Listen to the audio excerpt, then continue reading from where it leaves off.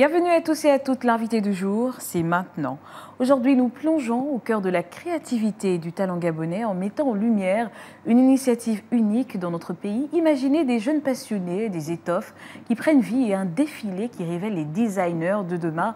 Tout ça, c'est l'œuvre de la seule et unique école de mode de Nzayan qui, chaque année, offre à ses étudiants une scène pour briller et présenter le fruit de leur travail acharné. Pour en parler, nous avons l'immense plaisir de recevoir deux invités. Tout d'abord, celle sans qui cet événement ne serait pas possible, l'organisatrice dévouée, Madame Raivo Paul. Elle est avec nous sur ce plateau. Et à ses côtés, un futur grand nom de la mode, un élève finissant, j'y arrive, Monsieur Jérémy Diop. Nous allons découvrir ensemble les coulisses de cette école unique, l'importance de ce défilé annuel pour ces jeunes talents et ce que l'avenir réserve à la mode gabonaise. C'est un plaisir de vous recevoir sur ce plateau, messieurs et dames. Merci à vous. Merci beaucoup. Très bien. Alors, je le disais tout à l'heure, l'école de mode de Nzayan est la seule au Gabon. Il est important de le souligner. Madame Raivo, d'où est venue l'idée de créer une école de mode? L'école de mode, merci déjà pour la question, c'est important. Et l'école de mode a été créée par Monsieur Noël Ngoa. C'était le prêtre à l'époque de l'église Cœur Immaculé 6 en Nzayan, Cœur Immaculé de Marie. Et elle a été créée pour mettre en avant et permettre aux jeunes femmes déscolarisées de pouvoir avoir un métier. Et au fil du temps, avec la mainmise et la collaboration du Canada à l'époque, avec le Gabon, ont créé ensemble l'école de mode qui est aujourd'hui. L'école de mode de Nzayan. Et oui, il faut préciser que vous êtes organisatrice de l'événement, mais vous représentez également les dirigeants de l'école sur ce plateau. Alors, vendredi 20 juin, vous organisez un défilé de mode dans l'enceinte de l'église, justement, l'église Cœur Immaculé de Marie. Quelle est l'importance de ce défilé pour les étudiants et surtout pour l'école?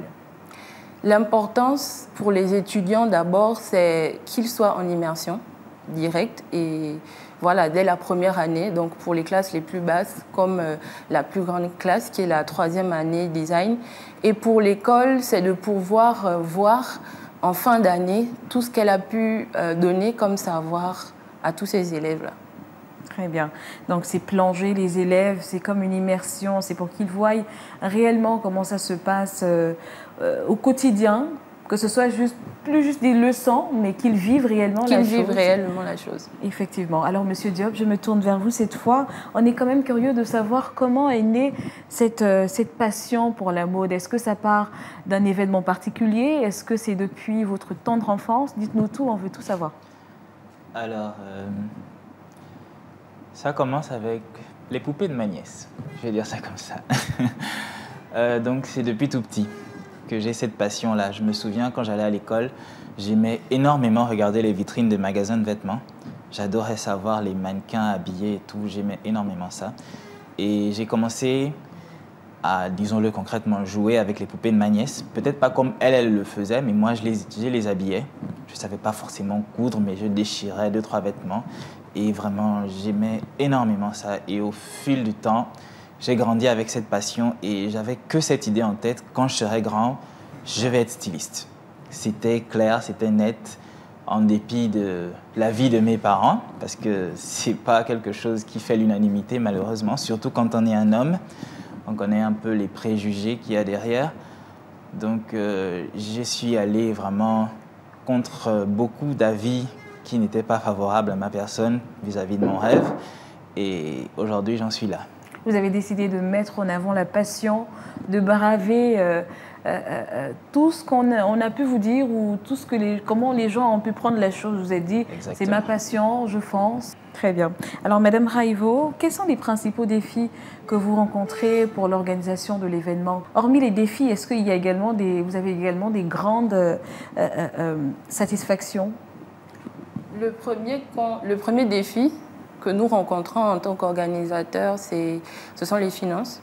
Malheureusement, pour le projet et le projet qu'on a, s'agissant du défilé, les moyens ne sont pas énormes.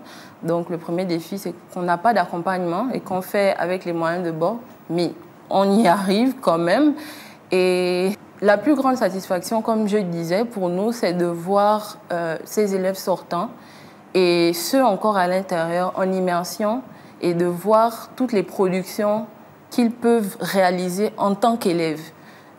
Ils ont aujourd'hui, je dirais, à mon humble avis, le niveau de beaucoup de stylistes confirmés ici au Gabon en tant qu'élèves et c'est l'un de nos plus grands plaisirs en tant qu'organisateurs. Très bien. Alors, on parlait de finances. Justement, je suppose que l'école, elle n'est pas gratuite, elle est payante. Est-ce que le prix est abordable à tous? Pour une école de mode, oui, elle est vraiment abordable. Si on devait la comparer aux écoles de mode dans d'autres pays, dans d'autres cieux, je dirais oui. Ici au Gabon, elle est très, très, très abordable. Bien.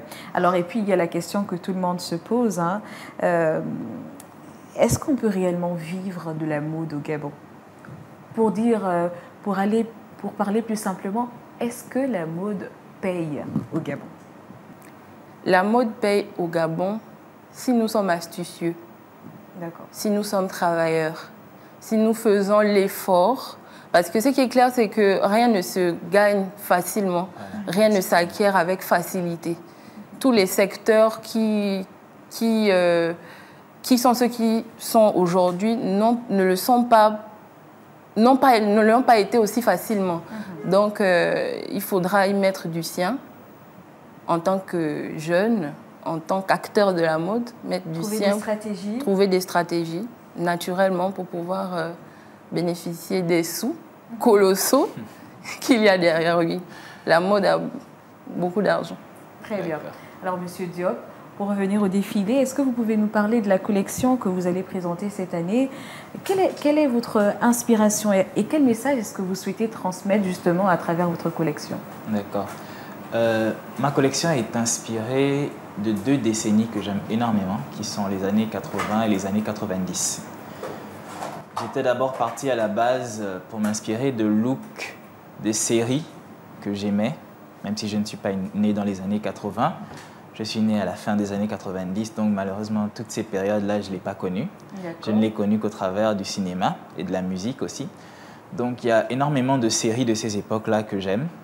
Donc, je voulais d'abord m'inspirer de certains personnages dont j'appréciais énormément le look.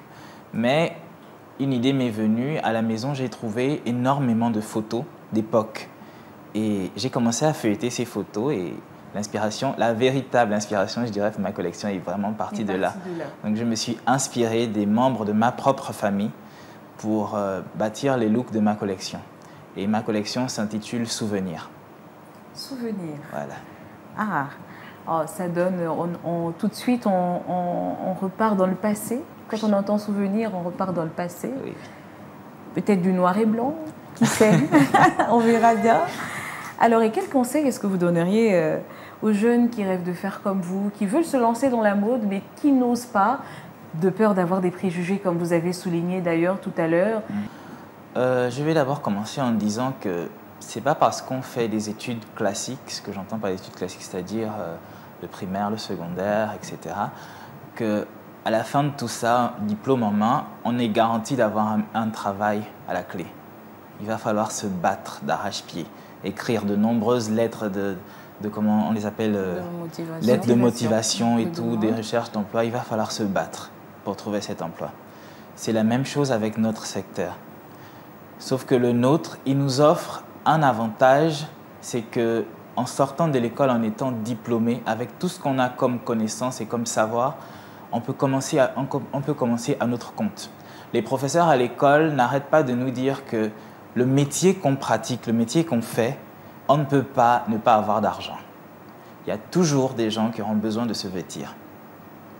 Pour l'exemple, si vous êtes couturier, vous sortez de l'école de mode, vous avez votre diplôme, et que vous cherchez du travail en tant que couturier dans un atelier, vous ne trouvez pas. Si vous avez votre machine à la maison, vous achetez du tissu, vous faites des chemises que vous allez vendre. Quelqu'un va forcément vous acheter ne fût-ce qu'une chemise. Effectivement. Forcément. Et s'il y a eu quelqu'un qui va vous acheter une chemise, quelqu'un d'autre vous en achètera une autre, et ainsi de suite. Donc, pour tout, il faut se battre. Maintenant, le conseil que je donnerais à ceux qui ont ce rêve-là, je parlerai principalement de notre école, pour ceux qui sont au Gabon, c'est battez-vous. battez-vous parce que rien dans la vie n'est acquis. Battez-vous pour ce que vous voulez. Je me suis battu pour mon rêve et ça a payé. Je pourrais parler de mon parcours ici, malheureusement on n'a pas assez de temps. Mais vraiment, battez-vous. Et l'école de mode, elle est accessible, elle est ouverte, elle est située, comme vous disiez, à Nzengayon, au niveau du carrefour SEG. Si vous voulez venir visiter, elle est ouverte du lundi au vendredi de 8h à 15h30. Mais vous, comment vous avez fait justement pour aller dans cette école? Est-ce que vous avez vu, vous avez peut-être vu une annonce sur Facebook ou bien c'est quelqu'un qui vous a parlé de cette école? Comment ça s'est passé? J'étais, comme je disais, de se battre, j'étais dans mon combat. J'étais en terminale et je savais déjà que c'est la mode que je voulais faire. Donc, dès le début de l'année, j'ai commencé à chercher les écoles de mode. Et au Gabon, je ne connaissais pas encore l'existence de celle de Nzengayon. Donc, je cherchais des écoles de mode à l'étranger. Et c'est une de mes tantes qui vivait à Nzayon à cette époque-là, qui un jour, quand j'en ai parlé à la maison, elle m'a dit « Mais il y a l'école de mode de Nzengayon » et moi de me retourner vers elle pour lui dire « L'école de quoi ?» Elle a répété, elle m'a même indiqué et tout. Et j'y suis allé, j'ai visité et j'ai pris tout ce qu'il pouvait avoir comme renseignement. Et j'y suis allé m'inscrire après. Ça vous a plu et aujourd'hui vous êtes élève finissant. Exactement. Donc vous avez carrément fait toutes vos classes, on va dire. Alors nous sommes déjà arrivés à la fin de notre émission. Alors Madame Raïvo, quels sont vos espoirs et vos ambitions pour l'avenir de ce défilé et pour l'école de Nzengayon aussi? Mes espoirs pour le défilé, d'abord, c'est qu'il soit aujourd'hui une référence, aujourd'hui et pour les années à venir, qu'il soit une référence pour la mode au Gabon, qu'il soit une inspiration pour les jeunes qui veulent embrasser ce secteur-là, et pour l'école qu'elle s'agrandisse, qu'elle prenne de l'ampleur de plus en plus. Très bien. La même question vous est posée, Monsieur Pour moi, c'est que le défilé de notre école devienne incontournable. C'est-à-dire qu'on le mette maintenant parmi le calendrier culturel du Gabon. C'est-à-dire qu'on pourra nous annoncer à Gabon 24, comme aujourd'hui, et dire « L'école de mode de Nzengayon fait encore cette année son défilé de clôture ». Vous voyez, c'est vraiment ce que j'espère pour cette. Très bien, c'est ce que vous espérez. Merci pour la petite voix journalistique. Alors, c'est déjà la fin de cette émission passionnante. Un immense merci à nos invités, Madame Raïvo Paul, organisatrice du défilé de mode de Nzayon, et Monsieur Jérémy Diop, qui lui est élève finissant de l'école de mode de Nzayon. Le défilé annuel de l'école de mode de Nzayon est bien plus qu'un simple événement. C'est une vitrine pour l'innovation, un tremplin pour de jeunes designers et un véritable moteur pour l'industrie de la mode gabonaise. Pour conclure, j'aimerais vous laisser avec cette citation de Yves Saint-Laurent qui résonne parfaitement avec l'esprit que nous avons partagé aujourd'hui. La mode passe, le style reste. On se dit à très vite pour un nouveau numéro de l'invité du jour. En attendant, bonne suite de programme sur Gabon 24.